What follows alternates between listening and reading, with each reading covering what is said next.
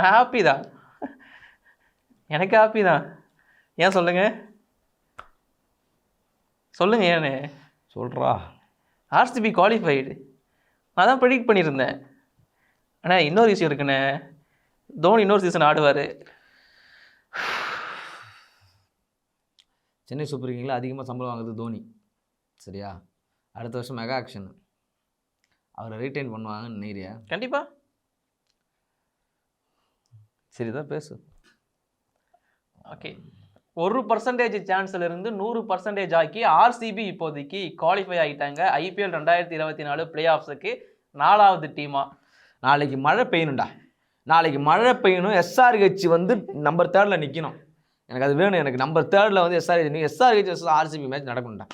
ஏன்னா play off நடக்கணும். இன்னைக்கு விராட் கோலி பண்ண அக்ரெஷன் வந்து, விராட் கோலி நல்ல பிளேயர் எல்லாமே வச்சுக்கேன், எனக்கு அவர் மேலே பெரிய ரெஸ்பெக்ட் எல்லாமே இருக்குது. ஆனால் இன்னைக்கு ஆன் கிரவுண்டில் வந்து ஒரு அக்ரெஷன் எப்பா. முன்னாடி ஒரு விராட் கோலி பார்த்து போந்தோம் நம்ம, அந்த செஞ்சுரி அடிச்சப்பெல்லாம் ஓடி போய் கத்துறது சேவை பண்ணுறது வேற மாதிரி. இன்னைக்கு எல்லாம் அட்டி கிட்டத்தட்ட சொல்லலாம் ரோமன் ரிக்ஸாவை அவர் பார்த்தேன், யாரை பார்த்தாலும் அடிப்பா அப்படின்ற மைண்ட் செட்டில் இருந்தார். இன்னைக்கு எல்லாருக்கிட்டையும் போயிட்டு சண்டை போடுறாரு. ஃபேன்ஸ் எல்லாம் அமைதியாக இருங்கன்ற சென்னை ஃபேன்ஸ் எல்லாம் ஒரு மாதிரி இன்னைக்கு வேற ஒரு விராட் கோலி பார்த்தேன். பட் அந்த இன்டென்ட்டால தான் இன்னைக்கு ஆர்சிபி ஜெயிச்சாங்கன்னு கூட சொல்லுவேன். விராட் கோலியோட அந்த அக்ரெஷன், நீங்க சொல்ற அந்த இன்டென்ட் பிளேயர்ஸ் கிட்ட அப்படியே டிரான்ஸ்ஃபர் ஆகி இருந்துச்சு. எல்லார்கிட்டயும் இந்த ஆறா இருந்துச்சு. எஸ்பெஷலி தினேஷ் கார்த்திக் கூட கால்ல இன்ஜுரி ஆச்சு, எந்திரிச்சு நிக்கிறாரு, நான் பாத்துக்கிறேன் அப்படின்னாரு. டேய் என்னடா பேபோட கேட்ச் பாத்தீங்களா? அது லிட்டரலி வந்து ஏபிடி வில்லேஜ் நான் பிடிச்சு பார்த்தேன். 6 லைன்ல அந்த லைன்ல பிடிச்சு பார்த்தேன். அதை விட இது பாலை ரீட் பண்ணி கொஞ்சம் ரன் பண்ணி போய் பிடிச்சிடலாம். இது வந்து 30th சர்க்கிள் தான் நிக்கிற. இப்படி எம்பி ஜம்ப் பண்ணி பிடிக்கும் போதெல்லாம் எனக்கு புரியல. டே ஃபேஃபு சென்னை சூப்பர் கிங் ஒரு பெரிய துரோகம் பண்ணுறீங்களா அப்படின்ற மாதிரி இருந்துச்சு. என்னையா ரிலீஸ் பண்ணீங்க அப்படின்ற மாதிரி ஒரு கேள்வி கேட்குற மாதிரி தான் இருந்துச்சு. ஆனால் எனக்கு இதில் ஒரு மன வருத்தம் இருக்குங்க. ஐ மீன் ஐபிஎல் மேலே இருக்கு இல்லை, அந்த வருத்தம் இல்லை. சிஎஸ்கே தோத்ததில் பிரச்சனை இல்லை எனக்கு. ஐ மீன் ஆர்சிபி குவாலிஃபை ஆகிட்டாங்கன்னா அந்த சந்தோஷம் இருக்குது எனக்கு. இன்னொரு விஷயம் இருக்குது என்னன்னா, விராட் கோலி இவ்வளோ அக்ரெஷன் காட்டுறாரு, இவ்வளோ அனிமேட்டிக்காக இருக்காரு, ஆனால் அவருக்கு மட்டும் எந்த ஃபைனுமே வர மாட்டேது. என்ன ஹர்ஷித் ராணா 2 ஃப்ளையிங் கிஸ் தானே கொடுக்க ட்ரை பண்ணாரு, அதுக்கு பேன்னு. ஏன் இதெல்லாம் நடக்குது? அதான்டா. ஆனால் ஆல்மோஸ்ட் வந்து காலையிலேருந்து ஒரு விஷயம் எனக்கு ரிப்பீட் ஆகிட்டே இருந்துச்சு. மேபி வந்து சென்னை சென்னை சென்னை என்ன ஆக போகிறாங்க அப்படின்ற மாதிரி. டாஸை ஜெயிச்சாருன்னு கெய்க்வாட். ஐயோ இவன் டாஸை தோத்தா நடக்கும் அப்படின்ற மாதிரி டாஸை ஜெயிச்சாரு. ஓகே, ஆப்வியஸ்லி நான் முன்னாடி சொன்னது தான், சென்னை சூப்பர் கிங்கை பொறுத்தவரைக்கும் பெரிய ஓட்டம் என்னன்னு கேட்டிங்கன்னா பவுலிங் கிடையாது அப்படின்னு தான் சொன்னேன். ஏன்னா 3 ஆஸ்தான பவுலர்ஸுமே கிடையாது நம்மகிட்ட. சர்துல் தாக்கூர், துஷார் தேஷ்பாண்டெலாம் எனக்கு புரியல, புல் டாஸ் போட்டு விளாண்டுட்டு இருக்காங்க. இது என்ன இதுங்க? பிளே ஆஃப் மாதிரி ஒரு நாக் அவுட் ஸ்டேஜ் ஆடிட்டு இருக்கீங்க. ஃபுல் டாஸ் எத்தனை பாலுங்க? சர்துல் தாக்கூர் கிட்டத்தட்ட 24 பால் போட்டிருக்காரு. 24 பாலில் 13 பால் ஃபுல் டாஸ். நான் பேசலை, ஏன்னா நான் தான் துஷாருக்கும் சர்துலுக்கும் சப்போர்ட் பண்ணிட்டு துஷார் தேஷ்பாண்டே அதுக்கப்புறம் கொடுத்துட்டு இருக்காரு. இங்க வந்து ஃபேஃப் வந்து அதிகபட்சமா வந்து அடிச்சிருந்தாரு. ஏங்க ஃபேஃப் இந்த மேட்சை பொறுத்த வரைக்கும் ரச்சின் ரவீந்திரா தான் அதிகபட்ச ஸ்கோர், 2 டீமே சேர்த்து 60+ அடிச்சிருந்தாரு. ஆனா அவரை விட அதிகமான ஸ்கோர் யார் தெரியுமா? சர்துல் தாக்கூர். எப்படி யோசிச்சு பாருங்க. எனக்கு சமூகத்தில் இருக்கேன் உண்மையாவே. சரி ஓகே, ஏன்னா இந்த பக்கம் அவ்வளோ சொதப்பல் பவுலிங் எவனுமே எடுப்படல. ஸ்பின்னர் செம்மையா போட்டுட்டு இருந்தாங்க. ஒரு பக்கம் தீக்ஷனோட ஓவர் செம்மையா எடுப்படுது, சாண்டர் மகன் செம்மையா திருப்பிக்கிட்டு இருந்தாங்க. ஒரு பக்கம் விராட் கோலி திணறிக்கிட்டு இருக்காரு, என்னடா நடக்குது பிச்சா இல்லை நீங்களாடா அப்படின்ற மாதிரி பார்த்துட்டு இருந்தாங்க. ஒரு பக்கம் விராட் கோலி இப்படி ஒரு பால் ஆடுவார், சறுக்குன்னு போவோம், இந்த மாதிரி ஸ்பின்னர் என் டீம்ல இல்லையடா அப்படின்னு சொல்லி பார்க்குற மாதிரி இருந்துச்சு அந்த பார்வை. ஆனால் சரி ஓகே, மேட்ச்குள்ளே வந்துட்டாங்க. ஆல்மோஸ்ட் ஸ்கோரே இல்லைடா தம்பி. பவர் பிளே முடியும் போதெல்லாம் ஸ்கோரே இல்லை. அதுக்கப்புறம் பட்டிதர் அடிக்கிறார், மேக்ஸ்வெல் அடிக்கிறான், கிரீன் அடிக்கிறான்.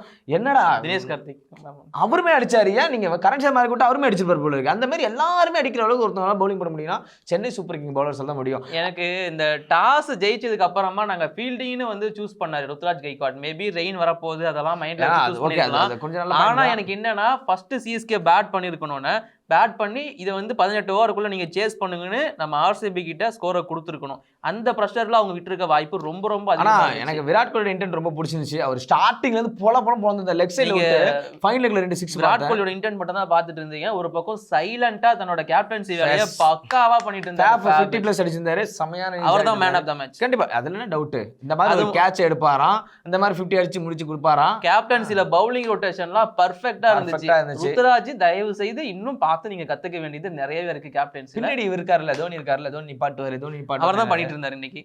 ஆனா ஏங்க அது அக்செப்டே பண்ண முடியலங்க. அண்ட் இந்த பக்கம் வந்து சூப்பரான பவுலிங் அட்டாக் மேல இருந்துச்சு. அண்ட் யாரா இருக்கட்டும், ஃபர்கூசன் இந்த உள்ள வந்தவொடனே ரகான விக்கெட் எடுத்தாரு. அதுக்கப்புறம் வந்து நிறைய பவுலர்ஸ் எல்லாருமே சூப்பரா ஏங்க மேக்ஸ்வெல் முதல்ல திருப்பத்தை கொண்டு வந்தாரு பாருங்க, ஸ்பின் வரும் நான் நினைச்சு கூட பார்க்கல. நாம அந்த ப்ரிவியூ வீடியோல சொல்லியிருந்தோம்ல மேக்ஸ்வெல் இம்பாக்ட் ஏற்படுத்துறதுக்கான ரீசன். ஏன்னா அவர் மேட்ச்ல ரெண்டுக்குமே பேட்ல வந்தா ரிவர்ஸ்டிப் ஆனாரு, அது சரியா படல, ஏதோ பட்டுது போகுது. பவுலிங் வந்தவன ருத்ராஜ் கெய்க்வாட் ஒரு ப்ரெஷர் தெரிஞ்சுது, அந்த பால் வந்து டபுள் மைண்ட் போகணுமான்னு அடிச்ச மாதிரி பால். 2 ப்ரெஷர், ஒன்னு கேப்டன் ப்ரெஷர், இன்னொன்னு பேட்டிங் ஓபனர் ப்ரெஷர். பேட்டிங் பிரச்சனை. எனக்கு என்னன்னா அப்படியே கையில் கொடுக்கும்போது விராட் கோலி அங்கே செலிப்ரேட் பண்ண ஆரம்பித்தவர் தான். ஆனால் எனக்கு ஒரு விஷயம் இருந்துச்சுடா தம்பி, நாட் ஓன்லி ஆர்சிபி சப்போர்ட்டர்ஸ்னா எப்பா உமன்ஸ் பிரீமியர் லீக்லேருந்து ஆள் வந்தாச்சு. மந்தானா டீம்ல டி-ஷர்ட் போட்டு உட்கார்ந்திருக்காரு, சிவராஜ் குமார் ஆர்சிபி டி-ஷர்ட் போட்டு உட்கார்ந்திருக்காரு. சரியான ஒரு மாதிரி அன்புடன் சொல்லுவோம் சென்னை சூப்பர் கிங், அங்க ஒரு மாதிரி ஃபேமிலி. பல சிஎஸ்கே ஃபேன்ஸ்க்கே இந்த மேட்ச் ஆர்சிபி ஜெயிக்கலாமேங்கிற மாதிரி மாத்திட்டாங்க. ஆனா மேட்ச் நடந்ததுக்கு அப்புறம் விராட் கோலி அக்ரெஷன் பார்த்து திரும்ப எல்லாருமே ஸ்டேட்டஸ் போட்டுட்டு இருந்தாங்க, இது ரொம்ப தப்பா இருக்கு, இது தேவையே இல்லை, நீங்க டெஃபினட்டா நீங்க தோக்கணும் பிளே ஆஃப்ல போய் அப்படின்னு சொல்லிட்டு நிறைய பேரோட ஸ்டேட்டஸ் நான் பாத்துக்கிட்டு இருக்கேன். அதையுமே ஆனா விராட் கோலி அந்த இன்டென்ட் அது கிளியரா தெரிஞ்சுக்க ஆடியன்ஸ், விராட் கோலின்னா அதான் விராட் கோலி. விராட் கோலி நம்ம வந்து வேற ஒரு டைமென்ஷன்ல இப்ப பாத்துட்டு இருக்கோம், கொஞ்சம் தள்ளி பாருங்க, இதான் விராட் கோலி. நீ அடிச்சா நான் அடிப்பேன், நீ உதைச்சா நான் உதைப்பேன், அதான் என் வேலைன்றத கிளியரா பார்க்கக்கூடிய ஆள் தான் விராட் கோலி. இல்ல நீங்க அடிக்கலனாலும் நீங்க உதைக்கலனாலும் அதை திரும்பி உங்களுக்கு பண்ணுவார் அவரு. சும்மா நிச்சிருந்த சாண்ட்னர் கிட்டலாம் போய் வம்பெழுத்தவார் விராட் கோலி.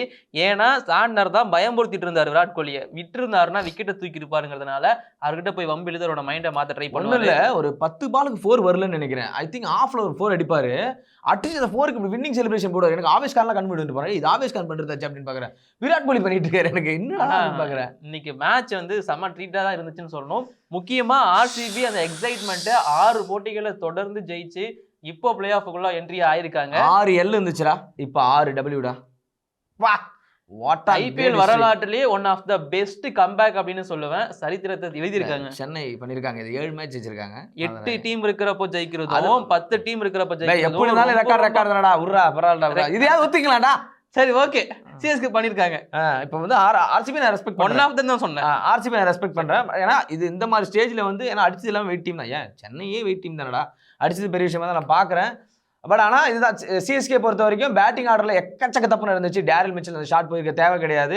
அந்த ருத்ராஜ் கெய்க்வாட் எடுத்த உடனே 4-6 அடிக்கன்னு சொல்லி யாருமே ப்ரெஷர் பண்ணல. இதுக்கப்புறம் எப்படி இருந்தா 2025 பாத்துக்கலாம். இல்ல யாரா தப்பான சொல்லிடுவோம், சொல்லிருங்க. அதான் எல்லாருமே தான், யாரும் பண்ணல. ஆனா தோனி ஆல்மோஸ்ட் வந்து கடைசியில வந்து ஃபினிஷ் பண்ணி கொடுப்பா அந்த ஹோப் இருந்துச்சுங்க. எஸ்தயால் போடும்போது முதல் பால் 6 அடிக்கும் போது அவுட் ஆஃப் த ஸ்டேடியம் 110 நல்லா நோட்டீஸ் பண்ணிக்கிங்க. தோனி மேபி ரிட்டையர்மெண்ட் அனௌன்ஸ் பண்ணாருன்னா அவர் கடைசியா மீட் பண்ண பாலோட 6ஓட டிஸ்டன்ஸ் வந்து 110 metre out of the stadium in Chinnaswamy. அதான் சொல்ல வந்தேன், தோனி ரிட்டையர்மெண்ட்லாம் ஆக மாட்டாரு. அது ஓகே, அவர் ஆக கூடாதுன்னு தான் இன்னைக்கு மேட்ச் குவாலிஃபை கூடாதுன்னு வேண்டியது. ஆனா நீ ஒரு விஷயம் கவனிச்சியா, டக்கோட்ட தோனியை பாத்தியா, மூஞ்சி ஒரு மாதிரி அவரு இந்த மாதிரி பண்ண மாட்டாரு, அந்த மாதிரி காட்ட மாட்டாரு, அடிச்சுட்டு அப்படின்னு ஒரு பேட்டை குத்துவார் அவரு. தப்பான ஷாட். ஆக்சுவலா என்ன பண்ணிருப்பாருன்னா பேட்டை முன்னாடி விட்டுருப்பாரு தோனி, ஆனா பால் வந்து ஸ்லோ பால், பேட்டை முன்னாடி சரியான ஸ்லோ பால். ஆனா எஸ்தயாலோட அந்த கம்பேக் அப்படிங்கிறது ரிங்கு சிங் அடிச்சதுக்கு அப்புறமா இவர் எழவே மாட்டாரு, ஃபீல்ட் அவுட் ஆகிறதா வாய்ப்பு இருக்குன்னு சொன்னாங்க.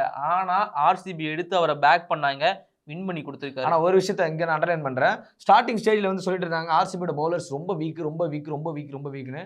சிராஜ்லேருந்து எஸ்தயால்லேருந்து ஃபர்கூசன்லேருந்து ஏன் நம்மளுடைய கரண் சர்மாலேருந்து ஏங்க வேற அந்த ஸ்வப்னில் சிங் உள்ளதுக்கு அப்புறம் செம சேஞ்ச். பவுலிங் சூப்பரா இருக்குங்க இன்னைக்கு. இன்னொரு விஷயம் சொல்லி ஆகணும்னா, நம்ம ஃபெர்குசன் வந்து 2 பீமர் போட்டாரு, அவர் ஏன் வெளியே எடுக்கல அப்படிங்கிற மாதிரிலாம் பேசிட்டு இருந்தாங்க.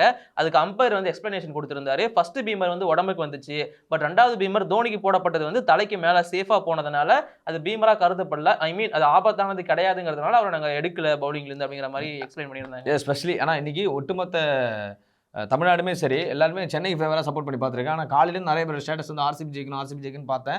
அது அப்படியே இப்போ ரிப்பீட் அப்படியே உல்ட்டான மாதிரி இப்போ ஆயிடுச்சு. எல்லாருமே வந்து இந்த டீம் இனிமேல் பிளே ஆஃப்ல போய் அடி வாங்கணும் போகிற மாதிரி ஆயிடுச்சு. பட் அது மறந்துடுவாங்க விட்டுங்க. இன்னொரு விஷயம் வந்து தோனி தன்னோட கடைசி T20 போட்டி வந்து சென்னையில தான் ஆடணும்னு சொல்லிட்டாரு. அதனால கண்டிப்பா அடுத்த சீசன் ஆட போறாரு, அது உறுதிதான். ஆனா விராட் கோலி பொறுத்த வரைக்கும் பேக்கப் பண்ணலாம் தாங்க தோணுது. நீ சொல்ற மாதிரி விஷயம் பேக்கப் பண்ணலாம், ஏன்னா நல்ல ஃபார்ம்ல தான் இருக்காரு அவரு. ஏன்னா நான் எதுவுமே சொல்லிட்டு தான் இருக்கேன், தோனி ஆடதான் போறாரு. இன்னொரு விஷயம், விராட் கோலி ரீசெண்டா சொல்லியிருந்தாரு, மேபி இது எங்களுக்கு கடைசி போட்டியா இருக்கலாம் எனக்கும் தலைக்கும் அப்படிங்கிற மாதிரி. ஒருவேளை விராட் கோலி ரிட்டையர் ஆயிட்டாரோ? இல்லண்ணா, ஒருவேளை ஆர்சிபி உள்ள போய் கப்பை கையில வாங்கின உடனே விராட் கோலி ரிட்டையர்மெண்ட் அனௌன்ஸ் சொல்லி விடுங்கண்ணே. இல்ல நான் பேசி நிறைய விஷயம் நடந்துருச்சு, அகைன்ஸ்டா நடக்குது, அதனால விட்டுரு. ஆர்சிபி இல்லாட்டி ஆர்ஆர் அடிச்சுட்டு போகணும், அவ்வளவுதான். சென்னை வெளில போச்சு, நீ அடிச்சா எங்களுக்கு ஆர்சிபி ஃபைனல் யாருக்கு பேசுறா, என்ன வேணா பேசு. ஃபுட்பால் டீம் கூட 2 ஃபைனல் வரட்டும் கூட சொல்லு, நான் இப்போ அமைதியாக தான் இருப்பேன் நான், ஏன்னா என் நிலமை அப்படி இருக்குது. சரி முடிச்சுப்போமா. Worst of the day Chennai super கிங்க்கு ஒவ்வொரு நாளும் பெஸ்ட் ஆஃப் த டே ஆர்சிபிக்கு. டேய் உண்மையா நீ யார் ஃபேன்ரா? நல்ல கிரிக்கெட்டோட ஃபேன். வெளுத்துரும் அவனை. வெளில உட்காந்துட்டு ஆனால் சென்னை தோத்துட்டு கட்டி பிடிச்சி கதறிட்டு உள்ள வந்து ஆர்சிபிக்கு சப்போர்ட் பண்ணி பேசிட்டு இருக்காங்க இவங்க. பரவாயில்லைங்க. டிஷர்ட் எதுக்கு தெரியுமா போட்டேன்? இது போட்டா ஆனா சிஎஸ்கே எனக்கு ஒரு தோத்துருவாங்க. எனக்கு ஒரு இது இனிமே கண் பார்வையில் இருக்காது. அவுத்து எரிச்சிட்டு போங்க போ. சரி, அவுத்து அடுத்த- போடு. அவுத்து போடுறா. அடுத்த சீசன் இல்ல, அது வரைக்கும் ஒரு வருஷம் டைம் இருக்குல்ல. ஒரு வருஷம் டைம் அவுத்து போட்டா எரிச்சிருங்க. கண்ணு மூடிட கூடாது அது. சரி, ஏதோ ஆனா சொல்லுங்க. பரவாயில்லப்பா. நான் வந்து தலையை ஒரு தடவை வந்து ஸ்டேடியம்குள்ளே பார்த்துட்டேன் அப்படின்ற ஒரு ஃபீலுக்குள்ளே எனக்கு இருக்குது. பயங்கர ஹாப்பி தான் அந்த விஷயத்தில். ஏன்னா எம்எஸ்டி வந்து ஆல்மோஸ்ட் முடிச்சிட்டாரு கிட்டத்தட்ட அப்படின்ற மாதிரி எல்லாம் சொல்லியிருந்தாங்க. பட் நம்ம பார்த்துட்டோம் தலையை. ஆனால் தலையை சேட் பேசோட பார்க்க முடியல. சரி போ, ஐபிஎல்லாம் முடிஞ்சிச்சு, போ இனிமேல் வேலையை பாருங்கடா போங்கடா. நான் மறக்க முடியல, தூக்கம் வராது, என்ன பண்ணுறது தெரியலையே. ஐயோ